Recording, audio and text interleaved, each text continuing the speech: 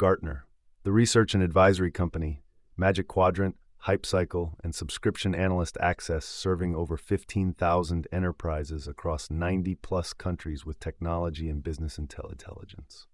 FY 2025 revenue $6.5 billion. Q1 2026, adjusted EPS $3.32, crushed the $2.92 estimate by 14%, contract value $5.3 billion. Gartner was founded in 1979 by Gideon Gartner, IT research and advisory for technology buyers and sellers. The Magic Quadrant became the industry standard for vendor evaluation in the 1990s. The 2017 acquisition of CEB, Corporate Executive Board, for $2.6 billion expanded Gartner beyond IT into HR, finance, legal, and supply chain advisory, nearly doubling the addressable subscriber base. After divesting digital markets in 2020, Gartner refocused on research, subscriptions, and conferences, rebuilding margins through disciplined cost management and steady contract value growth under CEO Gene Hall. Research subscriptions generate 82% of revenue. Annual contracts giving CIOs, CTOs, and business leaders access to analyst research, peer benchmarks, and one-on-one advisor calls. Conferences contribute 10%, IT symposium, data and analytics, and security and risk summits globally. Consulting is 8%, project-based, and being de-emphasized relative to the higher-margin subscription model. FY 2025 revenue $6.5 billion. Multi-year subscription renewal rates above 80%. Gross margins above 68% reflect the asset-light research model. Q1 2026, adjusted EPS $3.32 beat $2.92 by 14%, contract value $5.3 billion. FY 2026 adjusted EPS guidance raised to $13.25 or above. Forrester Research is the closest pure-play competitor, smaller scale, less recognized brand outside technology. IDC competes in market data and forecasting, but lacks Gartner's executive advisory and event platform. McKinsey, Deloitte, and the large consulting firms compete in strategy projects, but cannot replicate the subscription research model. Gartner's Magic Quadrant is embedded in procurement processes and vendor shortlists globally. Gartner's moat is brand authority.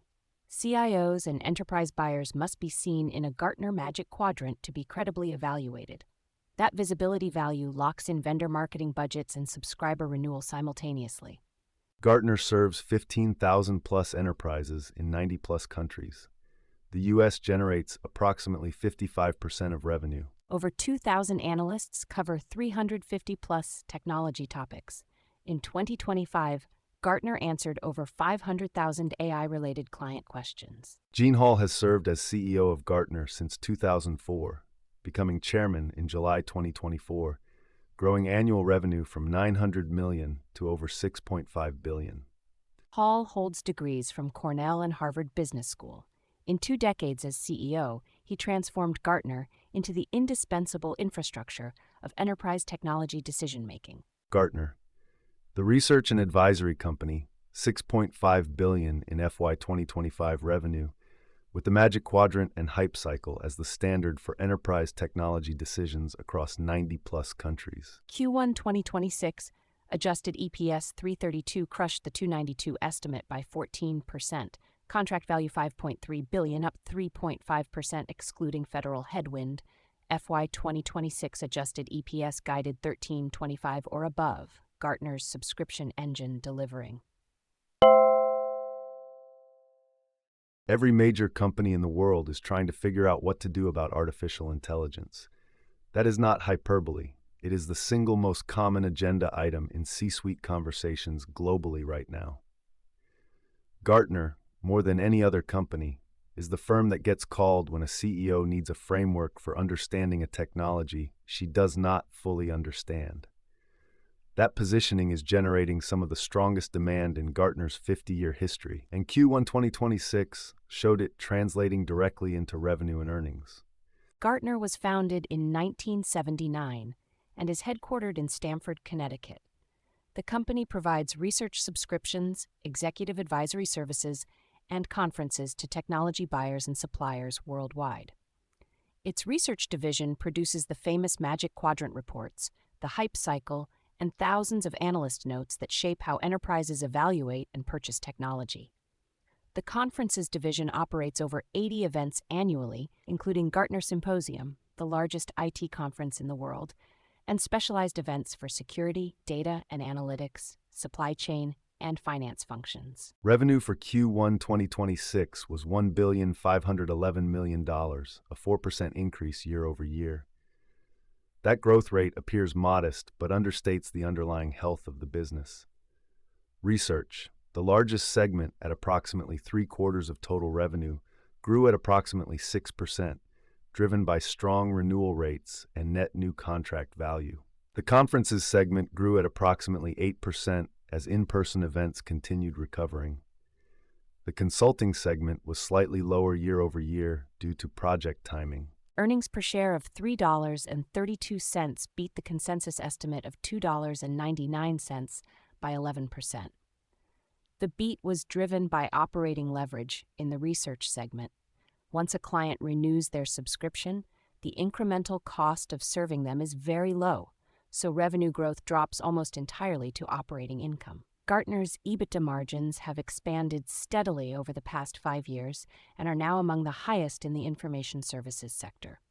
The AI advisory demand is structurally different from previous technology inflections. When cloud computing emerged, most enterprises had years to develop internal expertise and learn through controlled experiments. With generative AI, the pace of change and the organizational implications, workforce restructuring, data governance, legal liability, vendor lock-in risk, are demanding immediate strategic guidance at the board level. Gartner has expanded its AI-specific research coverage, built AI-focused advisory practices, and launched dedicated AI conferences, all of which are attracting premium pricing from clients who need answers faster than they can hire for expertise. CEO Gene Hall has been at the helm since 2004, 22 years, which makes him one of the longest-tenured CEOs in the S&P 500. His tenure has seen Gartner transform from a research publisher to a full-service advisory company through the acquisition of CEB, the Corporate Executive Board, in 2017. That acquisition brought Gartner's research capabilities to the HR, legal, finance, and supply chain functions, alongside its core IT focus, dramatically expanding the addressable executive audience. The conferences business is worth examining separately. Gartner's conferences are not merely marketing events. They are revenue-generating, high-margin products that attendees pay $4,000 to $8,000 to attend. The largest events attract 20,000 or more participants, and the vendor exhibition halls are among the most valuable distribution channels in enterprise technology. Conferences revenue grew at double digits post-pandemic recovery and is now approaching pre-pandemic levels as a share of total revenue, which is operating leverage positive since conferences carry higher margins than base research subscriptions. The competitive risk from hyperscaler advisory capabilities is worth acknowledging. Microsoft, Google, and Amazon are all building advisory and professional services capabilities that overlap with some of what Gartner does: vendor assessments, implementation guidance, best practice documentation. The difference is independence. Gartner's value proposition depends entirely on being vendor neutral.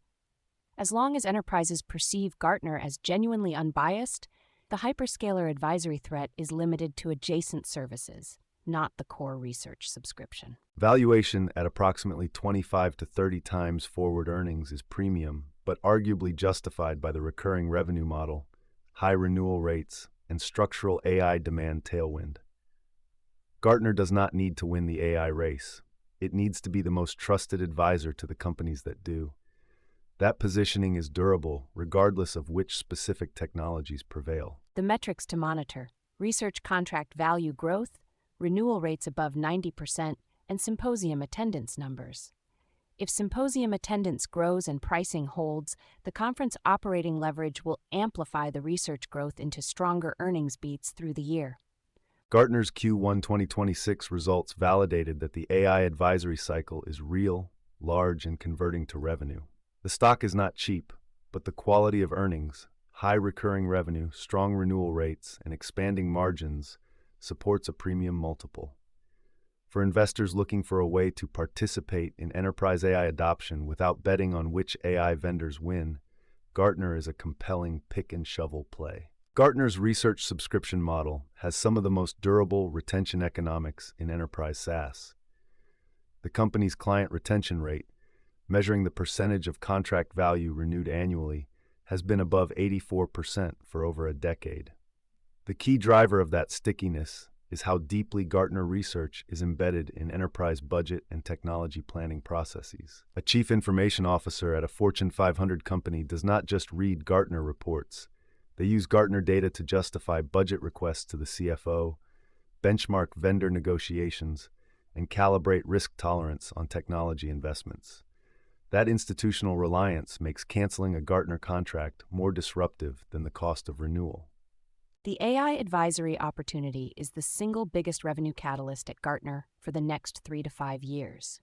Every enterprise CIO is currently navigating a technology investment decision of historic scale, whether and how to deploy generative AI, large language models, and autonomous agent frameworks across core business processes. The information asymmetry in that decision is enormous. Most CIOs have never managed a technology transition of this complexity and speed. Gartner is the default research provider for enterprise technology decision-making, and its AI advisory subscriptions, which include dedicated analyst time, custom frameworks, and peer benchmarking, have been the fastest-growing product category in Q1 2026 by new contract value. Gartner Symposium and IT Expo is the most profitable event in the enterprise technology conference market by revenue per attendee. The annual flagship event in Orlando draws over 10,000 CIOs and senior technology leaders and generates approximately $400 million in revenue across conference fees, exhibition space, and associated advisory upsells. The key commercial dynamic at Symposium is that it functions as a sales event for Gartner's subscription products. Approximately 30% of new research contracts signed each year are initiated or renewed at Symposium. Conference revenue was down 7% year over year in Q1 due to timing of regional events, but Symposium itself showed record attendance, which management cited as a leading indicator for the research subscription pipeline. Gene Hall's 23-year tenure as Gartner CEO is both a source of stability and a potential succession risk that institutional investors have increasingly flagged. Hall has compounded Gartner's revenue from under $1 billion in 2004 to over $6 billion today through a series of disciplined acquisitions, most notably the CEB acquisition in 2017, and operational excellence in the research subscription model. His retirement or transition would remove a significant strategic continuity advantage. Gartner's board has not announced a succession timeline, but investors should monitor whether the company starts elevating potential internal successors into more visible roles, which historically signals that a transition is being planned. As always on Charged Alpha, everything you have heard is financial education and analysis, not personalized investment advice. Past performance is not a guarantee of future results. Do your own research, know your own risk tolerance, and consult a financial professional before making any investment decisions. Ooh-wee-doo! That ticker tape starts dancing fast. A bull market thrill that's built to last. Dividends are ringing up the swing. Listen to that sweet ka-ching. It's a Wall Street swing. That fast-paced rhythm makes you sing. Yeah, the Wall Street swing.